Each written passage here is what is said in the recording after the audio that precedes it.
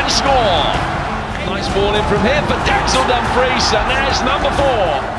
Mane with a chance for history for Senegal.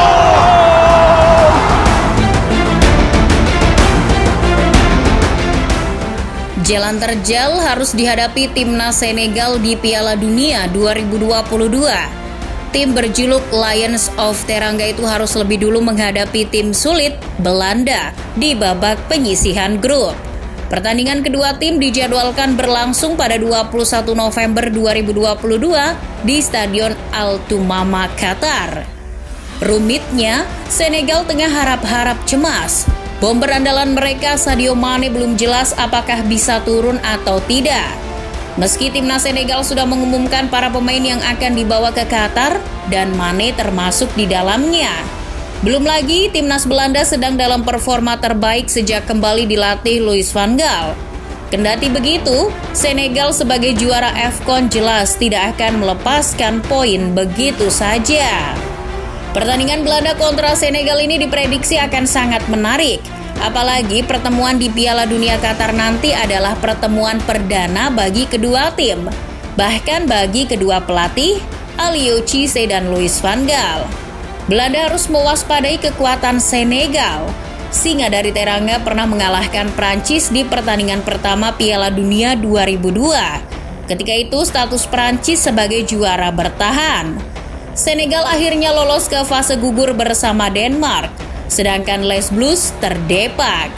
For your information aja nih, Aliou Cisse adalah kapten generasi emas Senegal ketika mengirim Prancis pulang di Piala Dunia 2002.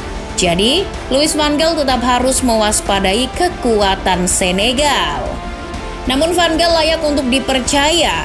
Timnya boleh dikatakan tim terkuat di grup A. Ditambah punya kedalaman skuad yang mumpuni.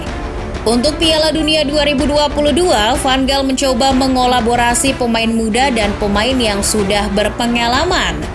Di lini depan misalnya, selain memakai pemain senior seperti Memphis Depay, yang tentu saja akan menjadi pemain kunci, Van Gaal juga memanggil pemain muda Noah Lang. Di sektor tengah, Van Gaal pasti akan mengandalkan Frenkie de Jong. Tapi ia juga memanggil Ton Koopmeiners, pemain yang naik daun berkat Gasperini di Atalanta. Tidak hanya itu, masih ada Cody Gakpo yang pernah meramaikan lantai dansa bursa transfer kemarin. Di lini belakang, Van Dijk sebagai kapten akan memimpin dengan pengalamannya. Jurrien Timber, Tyrell Malacia, Jeremy Frimpong sampai Denzel Dumfries akan jadi alternatif di lini belakang. Di posisi penjaga gawang, Van Gaal memang tidak membawa kiper-kiper yang punya nama, namun Remco Pasveer yang senior bisa menjadi pilihan terbaik. Sementara itu di skuad Senegal, sosok Sadio Mane adalah pemain penting. Saking pentingnya, Senegal sampai memaksa jasa dukun agar Mane segera sembuh dari cederanya. Namun pemain yang jadi andalan Senegal tidak hanya Mane. Di lini depan masih ada sosok Ismail Assar, pemain muda Watford yang musim ini sudah mencetak 6 gol dan 3 assist dari 17 laga di Championship.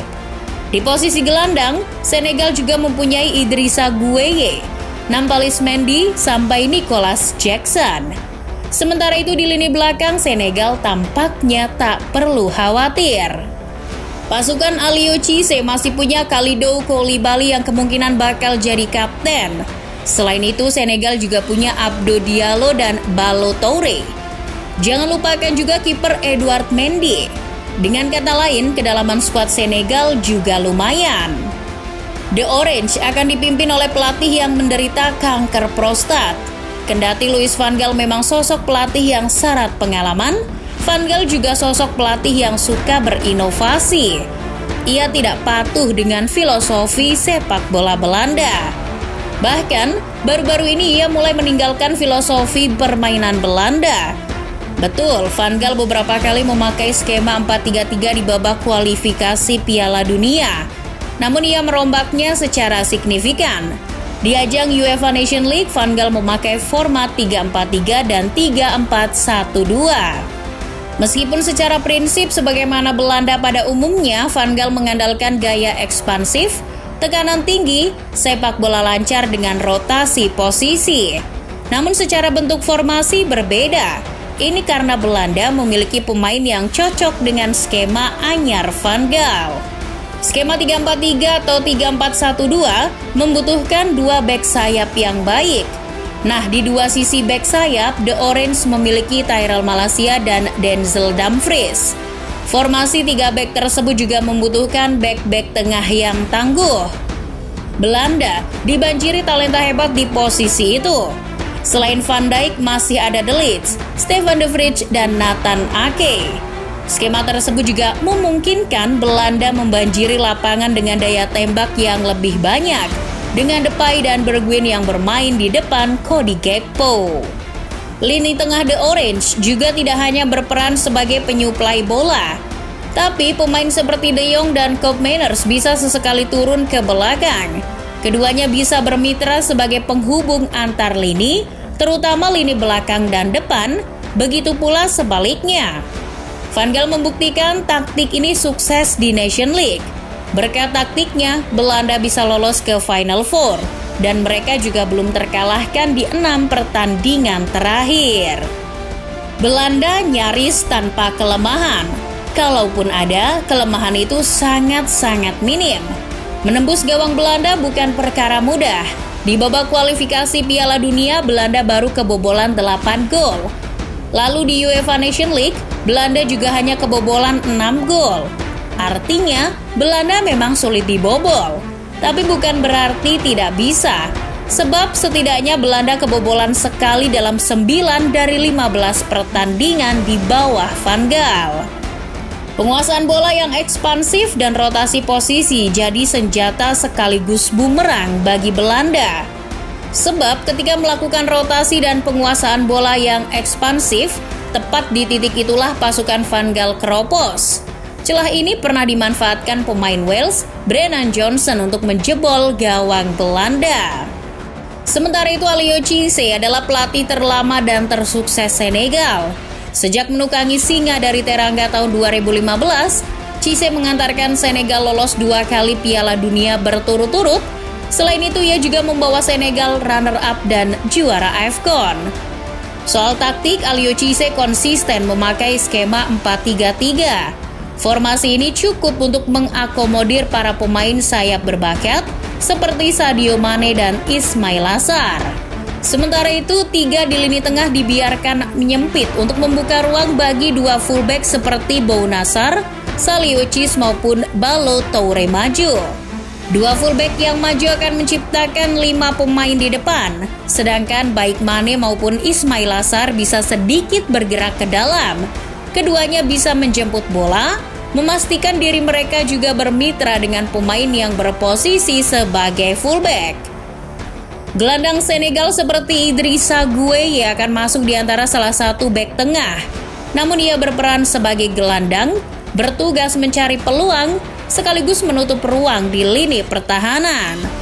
Kalidou Koulibaly yang berposisi bek tengah juga patut diwaspadai. Pemain Chelsea itu punya kualitas operan yang luar biasa.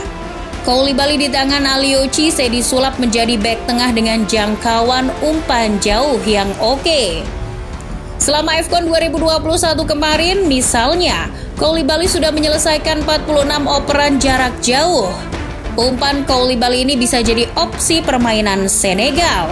Apalagi jika mereka bisa bertahan dengan blok di lini tengah. Situasi overload di lini tengah bisa membuka kesempatan Koulibaly mengirim umpan ke Sadio Mane maupun Ismail Assar. Berbeda dengan Belanda yang nyaris tanpa celah, Senegal justru tersengal-sengal sebelum Piala Dunia 2022. Dari 6 laga terakhir yang dilakoni Senegal, mereka hanya mengambil 3 kali kemenangan. Sisanya 2 kali kalah dan sekali berakhir imbang. Problem lainnya adalah Senegal kerap lambat panas. Pasukan Aliou Cisse acap kali pelan dalam memulai permainan. Gampangnya, Senegal tidak langsung menggebrak lawan dengan serangan-serangannya. Misal di ajang AFCON 2021 kemarin. Rata-rata tembakan Senegal di babak pertama hanya 33 tembakan dan baru meningkat di babak kedua dengan rata-rata 57 tembakan. Kelemahan ini harus segera ditutup Aliou Cisse. Jika Lions of Teranga tidak punya cara untuk menambal kelemahan itu, mereka akan mudah dieksploitasi Belanda dengan kekuatan lini tengah dan bek sayapnya yang mumpuni.